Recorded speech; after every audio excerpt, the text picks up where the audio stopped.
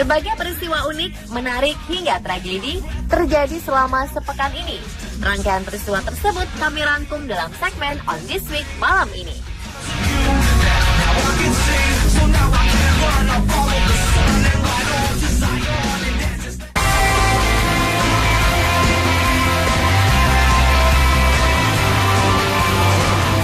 Hewan diduga teripang berukuran raksasa ditemukan di Teluk Sumbang, Kecamatan Biduk-Biduk, Kabupaten Berau, Kalimantan Timur. Berdasarkan Dinas Kebudayaan dan Pariwisata, teripang tersebut berukuran super jumbo dengan panjang 7 meter dan lebar 2 meter serta tinggi 3,5 meter. Hewan raksasa ini ditemukan oleh seorang warga yang tengah beraktivitas di sekitar hutan bakau. Bahkan warga menemukan menggambarkan ukuran teripang tersebut sebesar mobil. Berdasarkan informasi, teripang yang diduga jenis koro ini dalam keadaan sekarat ketika ditemukan. Ia pun akhirnya mati dan tak bertahan hidup. Setelah mati, ukuran teripang tersebut menyusut hingga hanya 2 meter saja. Dari foto yang terlihat, teripang tersebut memiliki bentuk seperti kepompong raksasa dengan dominasi warna putih. Teripang atau trepang adalah hewan laut yang bergerak lambat, hidup pada dasar pasir lumpur maupun lingkungan terumbu. Teripang merupakan komponen penting dalam rantai makanan di terumbu karang.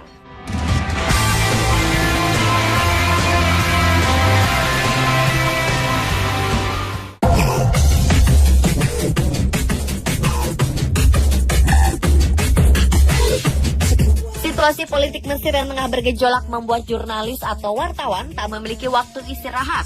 Waktu mereka dihabiskan oleh jadwal liputan yang sangat padat. Termasuk jurnalis wanita bernama Lamia Hamdin ini. Ia terpaksa mewawancarai narasumber sambil menggendong anaknya.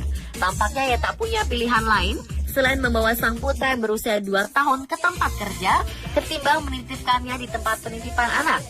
Sebuah foto yang memperlihatkan dia sedang mewawancarai narasumber sambil menggendong anaknya pun memicu perdebatan di media sosial. Para pengguna media sosial Twitter ada yang membelanya dan menyamakan dengan Licia Ronzulli, anggota Parlemen Eropa yang membawa anak ke ruang sidang. Lamia mengaku ia tidak tahu dirinya dipotret ketika sedang menggendong anak sambil mewawancarai orang. Ia justru bingung dengan keributan akibat beredarnya foto tersebut. Ia mengatakan baru saja menjemput anaknya dari tempat penitipan anak, kemudian pergi bekerja. Ia mengatakan tak punya pilihan lain karena sang suami bekerja di luar negeri. Atasan Lamia justru memaklumi kondisi karyawannya tersebut dan tak mempermasalahkannya. Ia membawa anak ke tempat bekerja.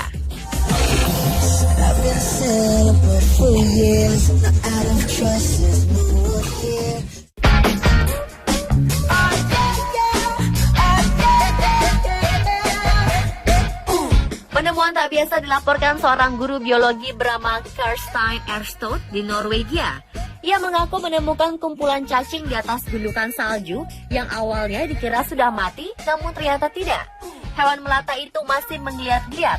Setelah penemuan tersebut, dilaporkan terjadi hujan cacing lagi di Norwegia Selatan. Sekumpulan cacing itu menghujani Lindas, Surdal, dekat Bergen, juga di Fumunden. Fenomena cuaca aneh berupa ribuan cacing tanah hidup berjatuhan dari langit itu tentu saja membuat warga keheranan.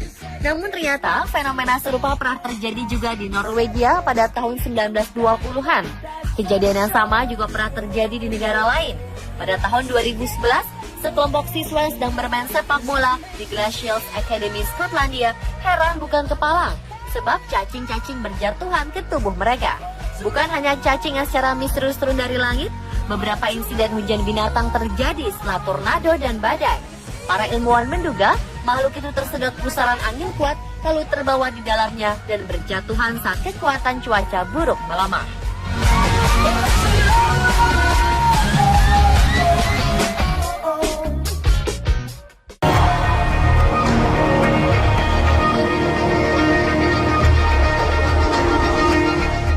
Penelitian di Washington menemukan ada obat anti malaria dalam bentuk teh. Teh ini merupakan perpaduan obat herbal yang berasal dari akar rumput liar yang secara tradisional digunakan meringankan gejala malaria. Selanjutnya dikombinasikan dengan daun-daun dan bagian dari 2 tanaman lain yang memiliki sifat anti malaria. Setelah menjadi teh dan mendapatkan lisensi resmi, maka teh itu dijual dalam bentuk phytomedicine anti malaria. Peneliti yang melakukan uji coba obat herbal ini antara lain Maren Wilcox dari University of Oxford, Zephyrin Dekuyo, dan beberapa rekan peneliti lainnya. Mereka secara langsung meliti khasiat obat yang berasal dari tanaman Hochulospermaceae planchoni, Amarus, dan Cassia alata. Mereka juga mengatakan kalau teh malaria ini bereaksi positif untuk mengobati hepatitis.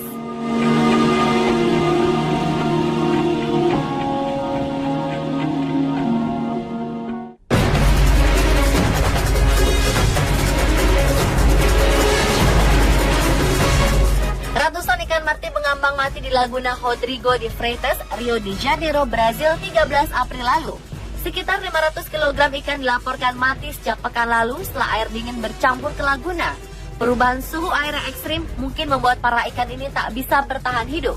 Para warga yang tinggal di sekitar laguna pun bersama membersihkan laguna dari bangkai ikan yang jumlahnya hampir memenuhi laguna tersebut. Diketahui juga, laguna ini merupakan tempat latihan olahraga dayung. Karena adanya bangkai-bangkai ikan, latihan pun sempat terganggu.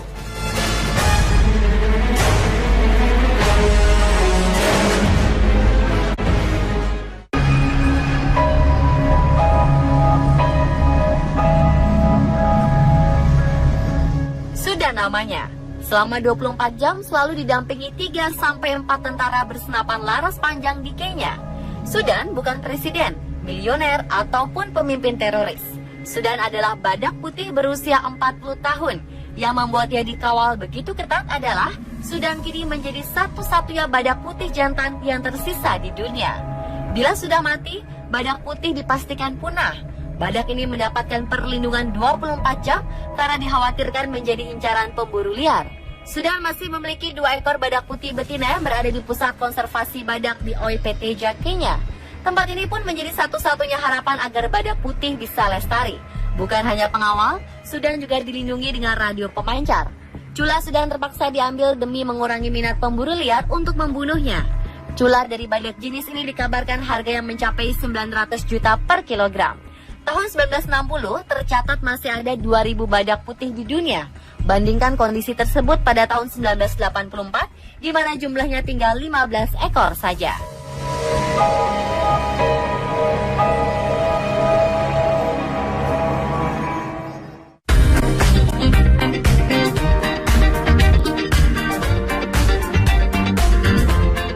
Seekor kura-kura berusia 109 tahun akhirnya kembali ke kediamannya setelah 1 tahun menghilang.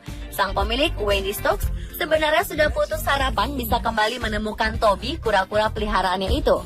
Sejak hewan tersebut kabur dari kebunnya di kota West Hallam, namun setelah 1 tahun, akhirnya Wendy bertemu kembali dengan Toby.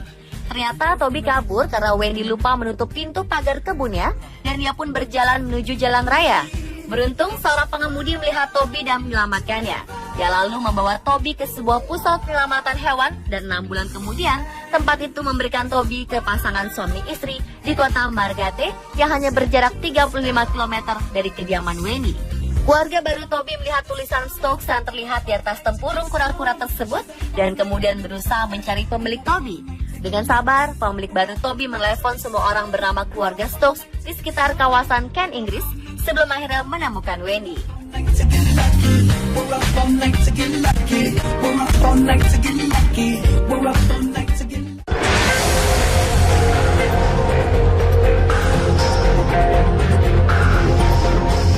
Para petugas kebersihan di kota di Jalan Trujillo, Peru, sangat terkejut setelah menemukan sebuah kardus yang berisi sosok mumi yang diduga berusia sekitar 1.100 tahun.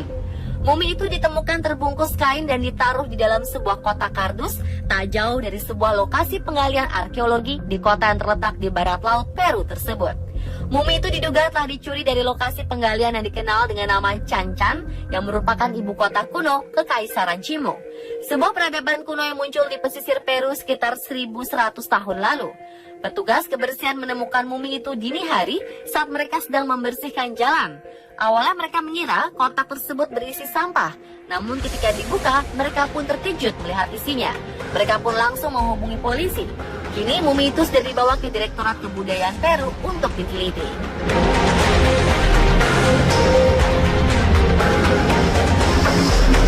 Pemirsa, itulah On This Week versi On The Spot.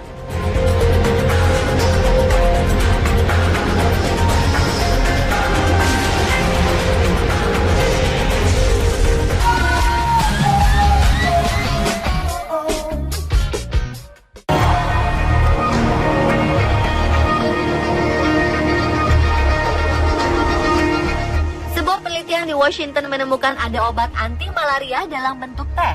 Teh ini merupakan perpaduan obat herbal yang berasal dari akar rumput liar yang secara tradisional digunakan meringankan gejala malaria. Selanjutnya dikombinasikan dengan daun-daun dan bagian dari 2 tanaman lain yang memiliki sifat anti malaria. Setelah menjadi teh dan mendapatkan lisensi resmi, maka teh itu dijual dalam bentuk phytomedicine anti malaria. Peneliti yang melakukan uji coba obat herbal ini antara lain Maren Wilcox dari University of Oxford, Zephyrin Dekuyo, dan beberapa rekan peneliti lainnya. Mereka secara langsung meliti khasiat obat yang berasal dari tanaman Hochulospermaceae planchoni, Amarus, dan Cassia alata. Mereka juga mengatakan kalau teh malaria ini bereaksi positif untuk mengobati hepatitis.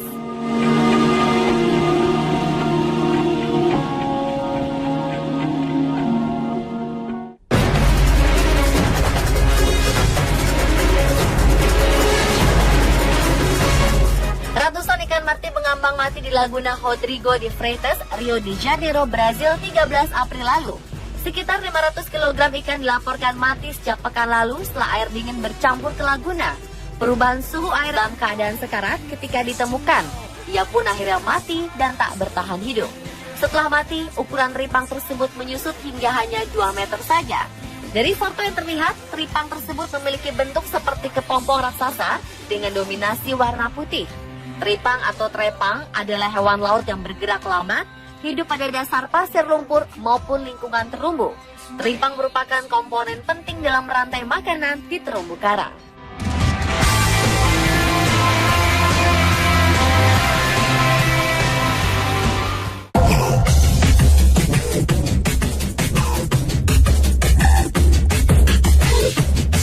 Situasi politik Mesir yang tengah bergejolak membuat jurnalis atau wartawan tak memiliki waktu istirahat. Waktu mereka dihabiskan oleh jadwal liputan yang sangat padat. Termasuk jurnalis wanita bernama Lamia Hamdin ini. Ia terpaksa mewawancarai narasumber sambil menggendong anaknya. Tampaknya ia tak punya pilihan lain selain membawa sang putra yang berusia 2 tahun ke tempat kerja ketimbang menitipkannya di tempat penitipan anak. Sebuah foto yang memperlihatkan dia sedang mewawancarai narasumber sambil menggendong anaknya pun memicu perdebatan di media sosial.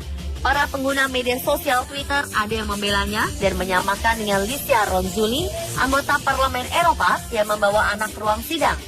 Lamia mengaku ia tidak tahu dirinya dipotret ketika sedang menggendong anak sambil mewawancarai orang.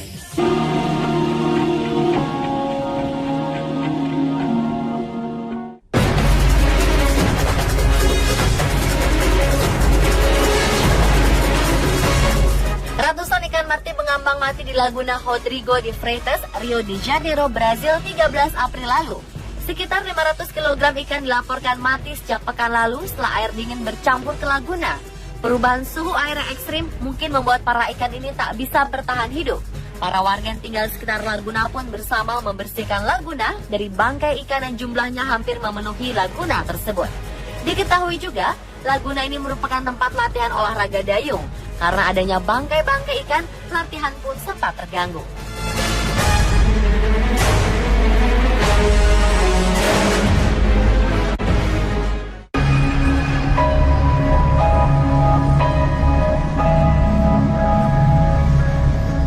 Sudah namanya, selama 24 jam selalu didampingi 3-4 tentara bersenapan laras panjang di Kenya.